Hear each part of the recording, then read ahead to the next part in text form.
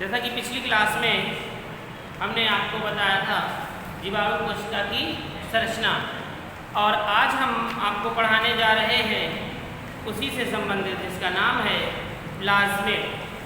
इसका नाम है प्लाज्मिड, यानी कि लिख लेंगे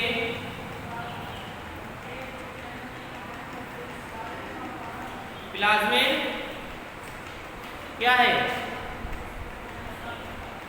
कुछ जीवाणुओं जैसे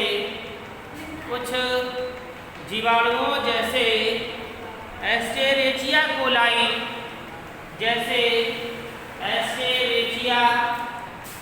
कोलाई में गुणसूत्र में कुछ जीवाणु जैसे एस्चेरिचिया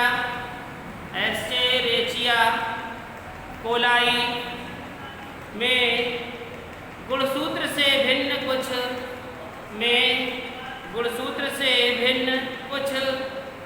अनुवांशिकीय पदार्थ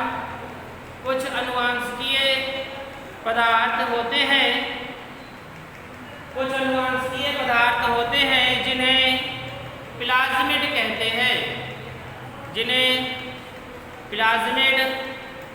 कहते हैं।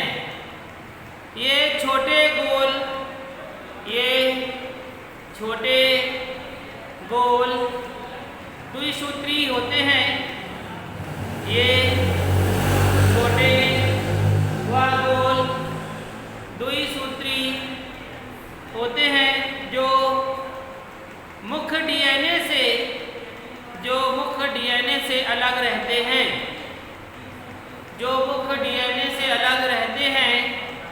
तथा स्वतंत्र रूप से गुणन करते हैं।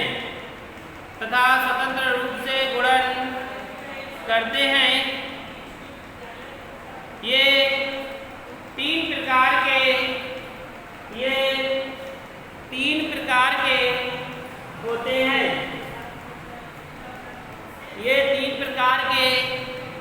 होते हैं। नंबर 1 कारक युक्त प्लाज्मिड। नंबर 1 कारक युक्त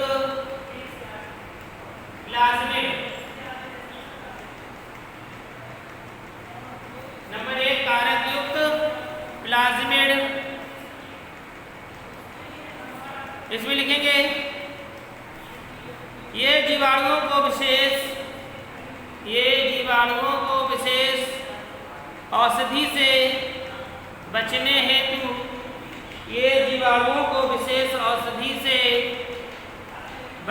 हेतु प्रतिरोधक क्षमता प्रदान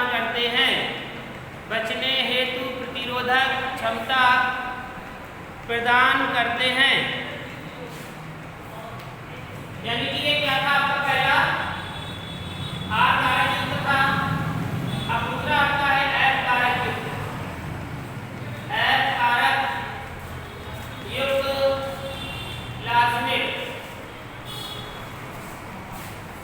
कारक युक्त प्लाज्मिड। इसमें लिखेंगे ये लैंगिक जनन में सहायक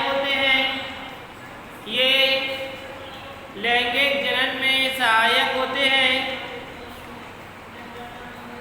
तथा जिन जीवाणुओं में एफ कारक उपस्थित होता है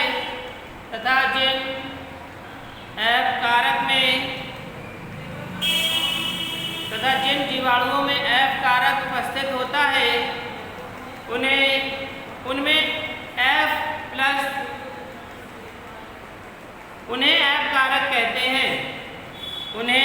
कारक कहते हैं। तीसरा है कोल एफ कारक युक्त प्लाज्मिड।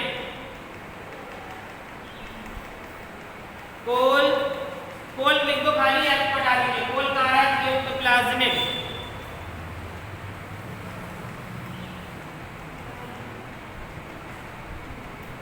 लिखेंगे ये उन जीवाणुओं में पाए जाते हैं जीवाणुओं में पाए जाते हैं जिनमें प्रतिजैविक बनाने की क्षमता होती है, जिनमें प्रतिजैविक बनाने की क्षमता होती है। ये जीवाणुओं को संश्लेषण की शक्ति प्रदान करते हैं। ये जीवाणुओं को संश्लेषण की शक्ति प्रदान करते हैं। तो ये थे आपके क्या प्लाज्मेट। अब आएगा जीवाणुओं में पोषण। हेडिंग डालेंगे, न्यू हेडिंग है जीवाणुओं में पोषण।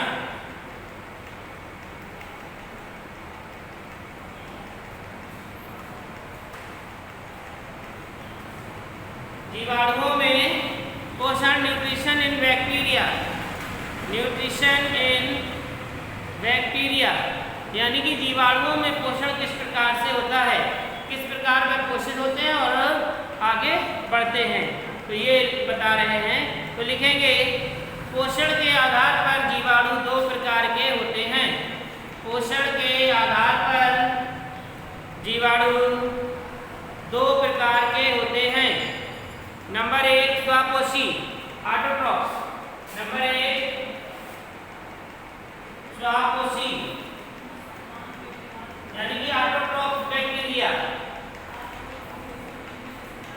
स्वापोषी यानी कि जो अपना पोषण क्या है स्वयं बना ले, तो दूसरों पर निर्भर ना रहे, वही क्या कहलाते हैं स्वापोषी। तो लिखेंगे वे जीवाणु जो अपना भोजन, वे जीवाणु जो अपना भोजन CO2 एवं अकार्बनिक पदार्थों की सहायता से अपना भोजन CO2 एवं अकार्बनिक पदार्थों की सहायता से स्वयं बनाते हैं, अकार्बनिक पदार्थों की सहायता से स्वयं बनाते हैं, स्वापोषी कहलाते हैं। स्वापोषी कहलाते हैं। ये दो प्रकार के होते हैं। ये दो प्रकार के होते हैं। नंबर 1 प्रकाश संश्लेषी या प्रकाश स्वापोषी जीवाणु। नंबर 1 लिखेंगे प्रकाश संश्लेषी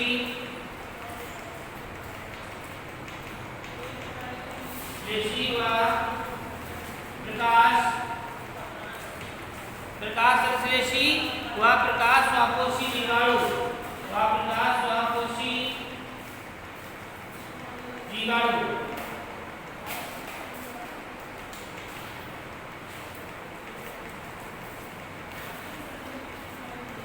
नंबर 2 लिखेंगे रसायन स्वापोषी या रसायन संश्लेषी जीवाणु। रसायन पोषी या रसायन संश्लेषी जीवाणु।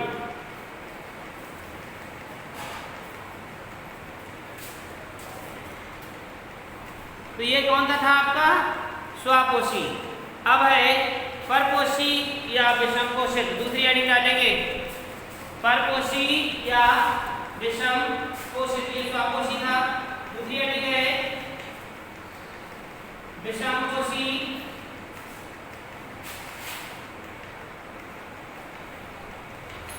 विषम पोषी या परपोषी।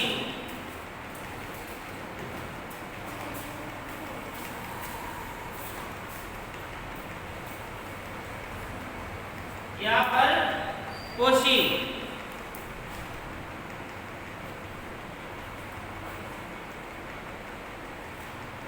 लिखेंगे अधिकांश जीवाणुओं में पर्णहरिम अनुपस्थित होता है।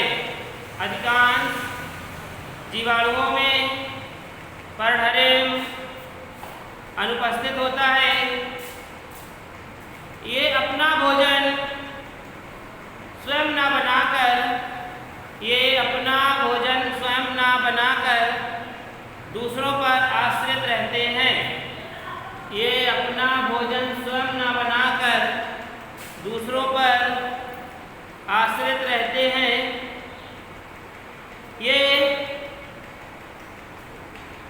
प्रकृति में बहुतायत पाए जाते हैं, यानी कि प्रकृति में क्या इनकी संख्या अधिक है, ये प्रकृति में बहुतायत पाए जाते हैं। ये मनुष्य के जीवन संबंधी गतिविधियों पर, ये मनुष्य के जीवन संबंधी गतिविधियों पर महत्वपूर्ण प्रभाव डालते हैं। जैसे दूध से दही बनाने में,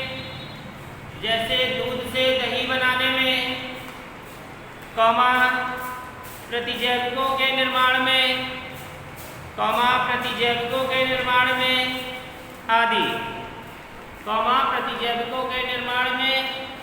आदि। अगली लाइन से लिखेंगे, इन्हें 3 भागों में बांटा जा सकता है। इन्हें 3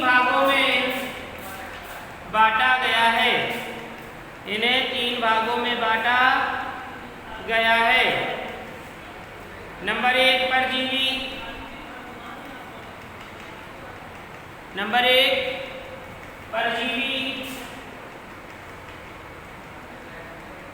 परजीवी डालेंगे, उसके आगे थोड़ी डैश लगा के थोड़ा सा लिख लेंगे। परजीवी, इसमें लिखेंगे ये जीवाणु अन्य जीवों पर निर्भर रहते हैं तथा रोग फैलाते हैं।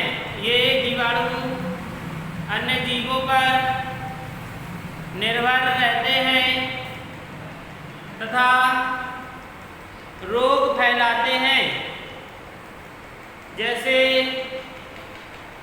मनुष्यों में टाइफाइड,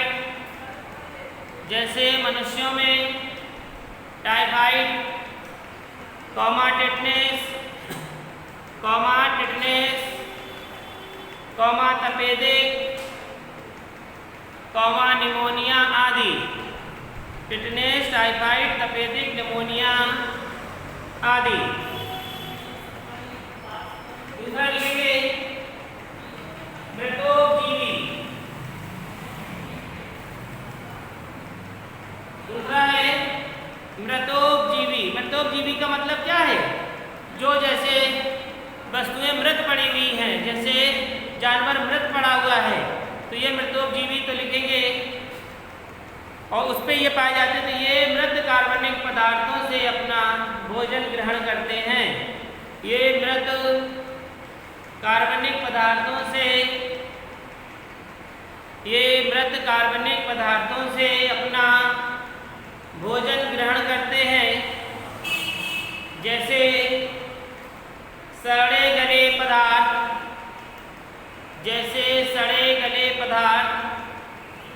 फल, मुरब्बे, अचार, रोटी, गोबर आदि। जैसे फल, मुरब्बे, अचार, रोटी, गोबर आदि। तो ये क्या हुआ? मृतोपजीवी। अब क्या है? सहजीवी। तो आपका तीसरा क्या होगा? सहजीवी।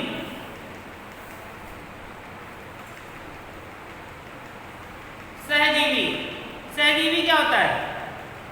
लिखेंगे कुछ जीवाणु दूसरे पादपों व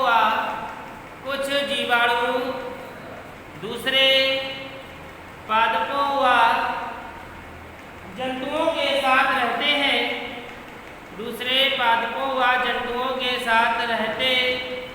हुए एक दूसरे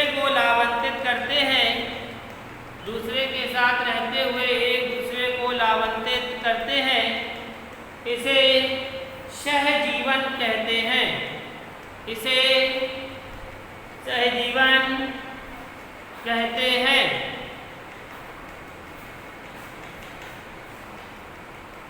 जैसे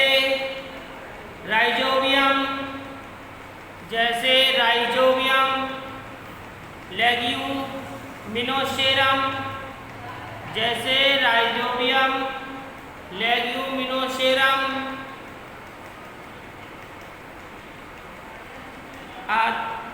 नामक जीवाणु लेग्यूमिनोसी कुल के पादपों की जड़ों में रहते हैं। तो ये क्या हो गया आपका?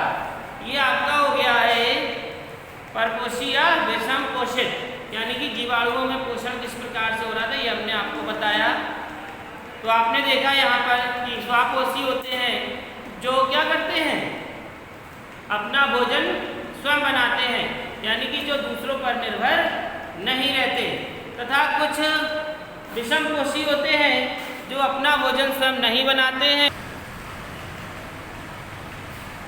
तो आपने देखा कि स्वापोषी और परपोषी किस प्रकार से हैं। तो परजीवी तथा मृतोपजीवी सहजीवी। तो मृतोपजीवी परजीवी क्या है? जो दूसरों पर डिपेंड रहता है मृतोपजीवी, यानी कि मृतोप जो सड़े गले पदार्थ होते हैं, जैसे जानवर होते हैं पर मर जाते हैं, तो आपने देखा कि वह धीरे धीरे सड़ने लगते हैं, बहुत सारे, और धीरे धीरे चुन चुन के वह समाप्त हो जाते हैं। गोबर भी आपने देखा, तो गोबर जब पड़ा होता है, आप सब दूसरे या तीसरे देखते हैं, तो गोबर में कैसे दिखाई देता है आपको? भंगुर टाइप का दिखाई देगा, छेद छेद से दिखाई देंगे बहुत से। ये छेद छेद क्यों दिखाई देते? क्योंकि इसमें क्या लग चुका है? जीवाणु। आपने देखा होगा कि जब आटा सड़ जाता है किस प्रकार से वो भी भंगुर दिखाई देता है, तो इसमें भी क्या है? बैक्टीरिया पहुंच जाते हैं। जैसे सभी बच्चे खाते क्या? भटूरे, तो दूध जब फटता है वो भी बैक्टीरिया के कारण फटता है। जब भटूरे के लिए आटा को फुलाया जाता है, जब उसमें बैक्टीरिया आ जाते हैं तभी वह फूलकर खमीर बनता है ना, जैसे डबल रोटी बनती है। तो ये सब जीवाणुओं के कारण ही हो पाता है। तो आपको यहाँ पर समझ में आ गया होगा। इसी प्रकार से गंधक जीवाणु होता है, जो जीवाणु हाइड्रोजन सल्फाइड की जल व गंधक में परिवर्तित हो जाते हैं। कोशिका द्रव में इनका संग्रहण होता है, जैसे बेजियोटोआ। ये सब ही आपको नहीं करना है। इसी प्रकार से हाइड्रोजन जीवाणु भी होता है और लौह जीवाणु भी होते हैं। अगली हेडिंग डालेंगे जीवाणुओं में श्वसन।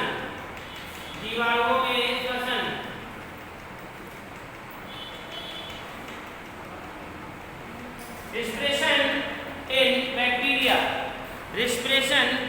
इन बैक्टीरिया। तो देखिए जीवाणुओं में भी श्वसन होता है, तभी तो वे वृद्धि करते हैं और तभी वे कोशिकाओं में रहते हैं। तो लिखेंगे अन्य जीवों के समान लिखें,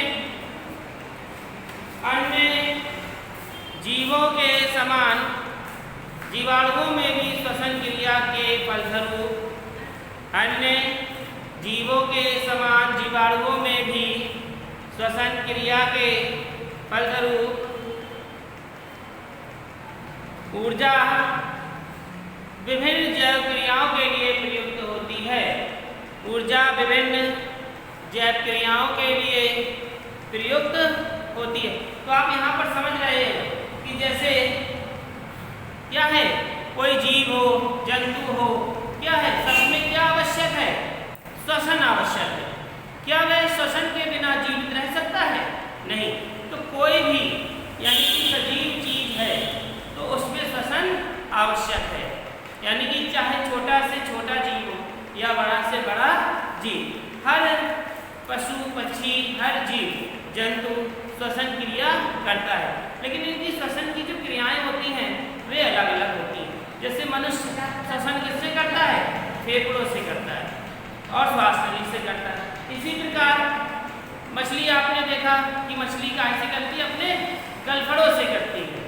तो आप जानेंगे कि जितने भी जीव जंतु हैं यानी कि सभी के लिए क्या आवश्यक है? श्वसन आवश्यक है। तो इसी प्रकार से हमारा जो सूक्ष्म जीव है बैक्टीरिया, तो इसमें भी श्वसन होता है और कई प्रकार का श्वसन होता है। जैसे अविकल्पीय श्वसन होता है और अविविकल्पी श्वसन होता है। क्योंकि जब ये जीवित कोशिकाओं में आ गया और ये कैसा हो गया? जीवित। जब जीवित हो गया तो ये भी श्वसन करेगा। तो ये जो जीवाणुओं में श्वसन है इसके बारे में कल हम आपको पूरा डिटेल में बताएंगे। कल का जो टॉपिक हमारा होगा होगा वो यही होगा, जीवाणुओं में श्वसन यानी कि रिस्पिरेशन इन बैक्टीरिया।